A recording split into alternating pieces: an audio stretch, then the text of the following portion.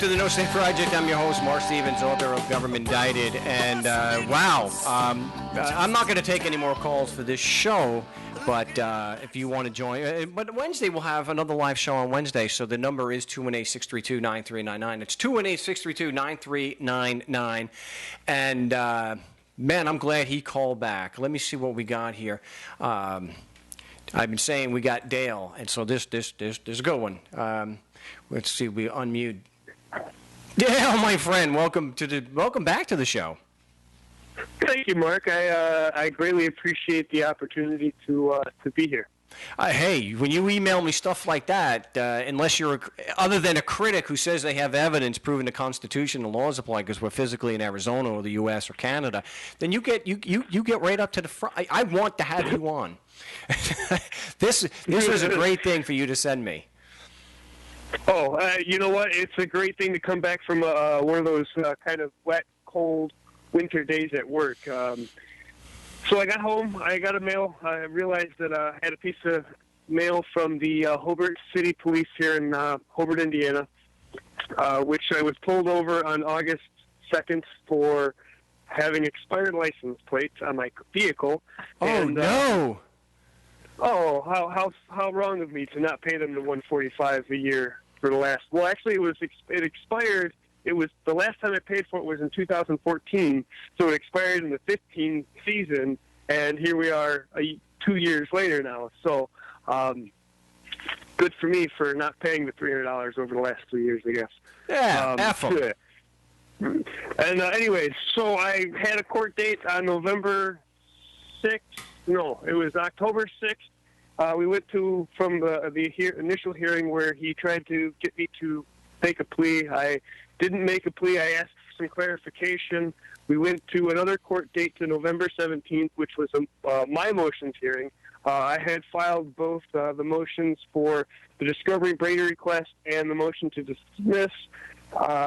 The judge asked the prosecutor, through some banter, had asked the prosecutor, how long do you need to reply to all this? Because obviously she didn't read it. When he asked her if she read it, she was like, well, I went through it, and the judge said, no, did you read it? I love this story. And she said, sorry. she said, no worries. She said, no, I didn't. No, I didn't read it. He goes, well, I suggest you do so. So this is what he's asking for. And he started listing off all the things that I was asking for in the Brady request, or in the Brady discovery request. And he asked her, well, how long are you going to need to get this information? And she said, well, another 30 days. I did my part to object and try to end it that day. However, the judge gave an opinion, and unfortunately in this situation, I felt obligated to oblige to his opinion. And so in doing so, which was the opinion that to give them the extra time so they can come up with this evidence, and then he informs me that they had 10 days prior to our court date, which would have been Thursday, which is Thursday, the 22nd, and I still haven't received anything. So I had my motions ready to go for motion to dismiss for prosecutorial misconduct. Right. And I get home today, and I get this letter from the Hobart City Court, and it says right here at the very, very, very tippy top, it says, motion to dismiss, Hobart City Court, Hobart, Indiana. Case number, so forth, State of Indiana versus Dale Veach, Jr. The activity of the court should be summarized as following on the chronological case summary. Comes now the State of Indiana, Bernard A. Carter, prosecuting attorney for the 31st Judicial Circuit, by and through his deputy, Nancy E. Kinsella, and moves to dismiss this cause. Officer Cody has no objection. Signed, dated, filed December 14th with the Open Court of Hobart City, and it's signed by the judge, dated on the 14th, and that's another one for the good guys. Yeah! Oh, man, I saw that. I was like, damn, this is nice. That's why I was saying, Dale, call back. Because I looked and you had dropped off. I'm like, Dale, call back. So, no slight to Parker. I appreciate the call. A lot of good information there. This made the show. Hey, you know what? You made the show. You've made the show throughout your time in making going through this in your firsthand personal experience and gaining the knowledge and wisdom and being willing to pass it along.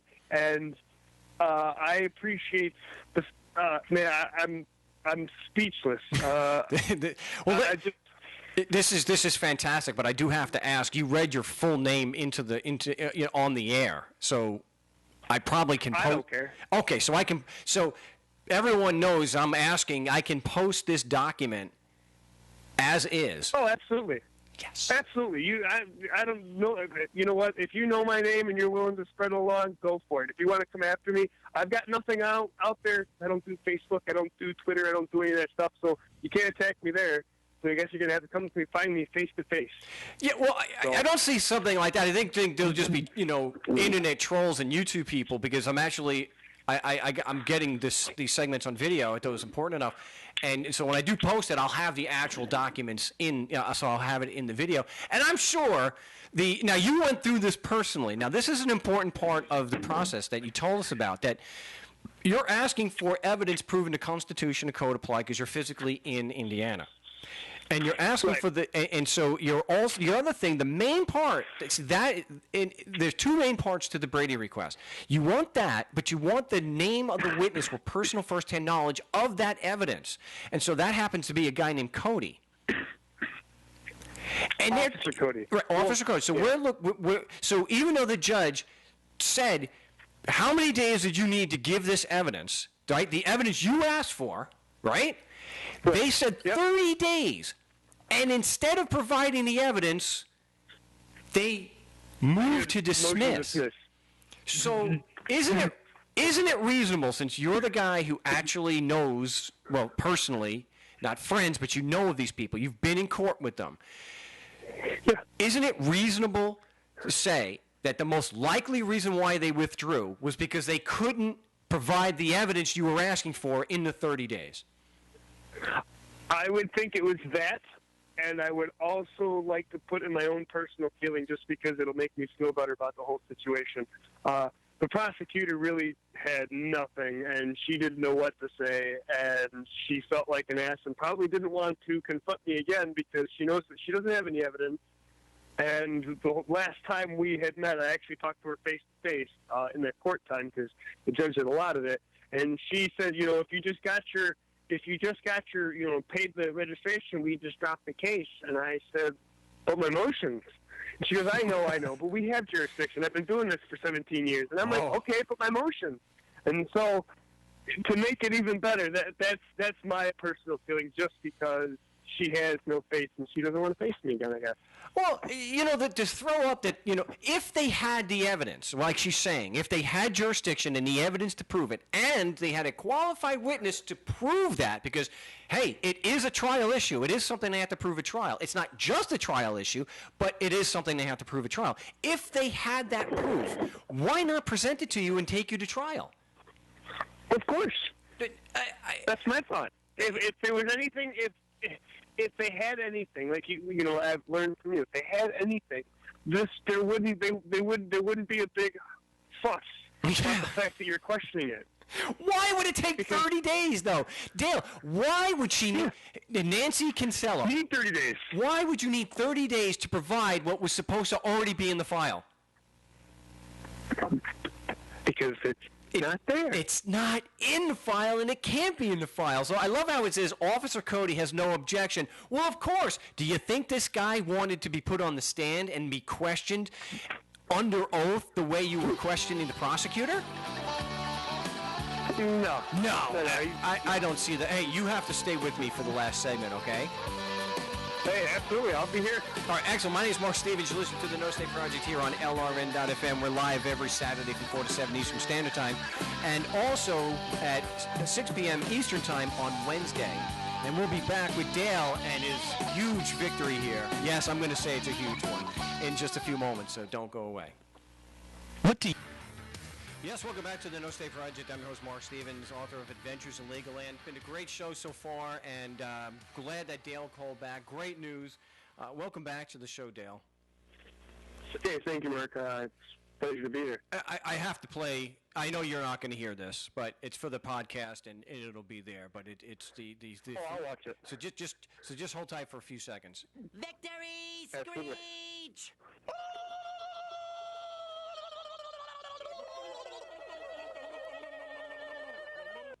Yeah, we did the victory screech from SpongeBob, and you earned it. Thank you. You definitely Thank earned you. it. I just I don't know. It really hasn't sunk in at this moment, and I mean, I'm looking at it, and it's signed by the judge. Yeah. It says right here, approved by the magistrate, and then it's got filed with the court, and it's just like really, really like man, this is so good. I think I'm gonna take my plates off my car tomorrow. Well, let's not go crazy there, Dale. We don't want you to die. Well, you know what? I'm okay. The others can make completely not court related, but I've connected. I've asked the one source that created me, and I had a talk, and I believe that my honest purpose in this life is to be a motivational speaking yogi, and this is just one thing that's going to add to some truth that's there. And thank you, Mark, because I look forward to spreading the message that's just being able to have said that I've gone through it will only make the information more concrete. And I honestly need to thank you for what you've expressed and allowed me to understand. Well, I'm glad I'm able to help. It's just a matter of let's follow the evidence. Let's listen to the data. Whatever the data or the evidence says, that should shape our opinions. That should shape our perceptions. And by utilizing the Socratic method, just like you have now, also you've been able to add to the body of evidence of how effective this is. Now, I'm sure I'm going to post this, and there's going to be the usual 3 or 4 trolls. And yes, you are trolls, and because you're on their old. I did it as a test yesterday, Dale. I responded to one of the trolls there. Within 15 minutes, they responded. 15 minutes. And so I can prove through the emails, like I said, I can prove, just like you can go. It's easy with the email because it gives the exact time. Because eventually with YouTube, it doesn't keep track of the exact time. You just know recent ones. But I can show that 12 hours of a day or more, they are on my on my YouTube channel leaving comments. And so I'm sure they'll say things like, just because you confronted them in a hearing directly in court, and the judge asked them how long they would need to give you the evidence you asked for. The fact that they then withdrew is no evidence that they saw any merit in what you were. Because look, why if there was no merit to the discovery request and the Brady request, why would the judge have why would the judge have entertained it at all to give them 30 days to respond? That's my question. So the idea that there's no merit in what you were asking for was ridiculous and not required legally flies in the face of the actual evidence which the judge, like you just testified again to, what happened, and you were there. How many days do you need to provide the evidence he's asking for? Instead of, if there was no merit, he would have just said, I'm not going to require you to provide any of this because it's not necessary. Right? Right. So they're still going to leave their stupid comments. They'll still turn around and say they could have dismissed it for 1,000 other reasons. Yes, but that's not what the evidence bears out, does it? No, and you know what? And to even go even further, what I'm going to try to do is I'm going to try to see if I can go get the record of everything that went on in the courts and everything collectively, and I'll send it to you. I got no problem with it. Oh, and, okay. But that would be great. But I got to work on getting to it first. So I'm not making any promises, but I will say that I will do what I can, and will provide you with everything that I've got. So this way we can be as transparent in this as just so they know that everyone knows that what those trolls are doing. It's all it is, just troll work. There's only a few of them. I don't want anyone to think that there's a lot. There's only a handful, but they're there constantly. And like Red Squid, the guy can't have a job. All he's doing is leaving these stupid comments. And so they'll again say, I can't produce any documented court cases where it has been dismissed for a lack of evidence proving jurisdiction and a valid cause of action. And here you have, this is yet one more example. They'll still, it's not for the trolls that we do this. We do this so that regular people like you and I, okay, can see this is not only rational on paper, and that it makes sense here. This has been proven it's been proven time and time again to be very effective. And for those who say, yeah, but what about James in Alaska? Well, you can show that the Fourth Amendment has been extremely effective at getting complaints thrown out. But just as many don't. Does that mean that the Fourth Amendment is not a legitimate argument to make? No. So just because you can't show 100% win in court does not take away from the rationale behind and the effectiveness of the defense. I mean, because to say otherwise is just stupid. Well, some people just like to, they get paid that money to try to discredit people from learning the truth. That's right. They're getting paid to put out a particular narrative. And any evidence such as what you have presented here. Look, I'm really appreciative because not only did you send it to me, you sent it to me today during the show. You went and you scanned this damn document and you sent it to me during the show, and you were able to call in during the show, which I really appreciate. So you don't have to go crazy getting any other things. I will say that because it was traffic, you may not have had that pretrial hearing recorded, so there may not be a recording of that for you to get. But if you can get that, wow, that would be fantastic, because now we'll have the actual judge holding the prosecution's feet to the fire and having them respond to a Brady request that if it didn't have merit, the judge wouldn't have required them to respond to it. He wouldn't have heard it. He wouldn't have read it. He wouldn't have, Yeah, I mean, he threw it behind him and said, okay, now let's, what do you plead? Guilty, not guilty, go from there. Now, do you know the judge's name? Because I can't make this out at all. It's just a letter. Oh, yes, of course. Now, I will give his name. However, before I do so, I would have to state that although you have in other cases where the judges are completely belligerent and ignorant, in this experience, he's been very honest, and he did what I honestly feel what a judge should be doing in these instances. And with that being said, William J. Longer. Okay, I'm just writing. William J. Longer. Longer. Yep. If you go to the Hobart City court website, his name's all over it. Oh, He's been a judge there for, he's been in, from what I know, 7 terms, and he just won his last one or something. So he's very well liked in the city, and in my experience with him, he didn't do me any wrong. So well, it doesn't look like it. I mean, again, it is not rational to say that the judge was just going by the book. If there was no merit to the discovery request, he would have just said, no, none of this is relevant discovery material, and I'm not going to require you to provide it. That's what judges are supposed to do. If, in fact, the discovery request is outside discoverable material. But it wasn't. Because Rule 602, whatever it happens to be in Texas, all witnesses, there has to be evidence showing that they have personal first-hand knowledge of the matter. And you were just asking for the witness with personal knowledge of the matter being proving the Constitution and Code apply to you just because you're physically in Texas. Wow. Oh, Indiana. I'm sorry, it was Indiana. We're unfortunately out of time, though, Dale. So, any parting words? I just want to say, in case he hears this before I get a chance to say to him, thanks, Judge. I appreciate it. Everyone else, peace love. Namaste. Appreciate it, Dale. Having a big win in Indiana, and we'll have that on the No State Project, well, actually for the archives and also for the success stories.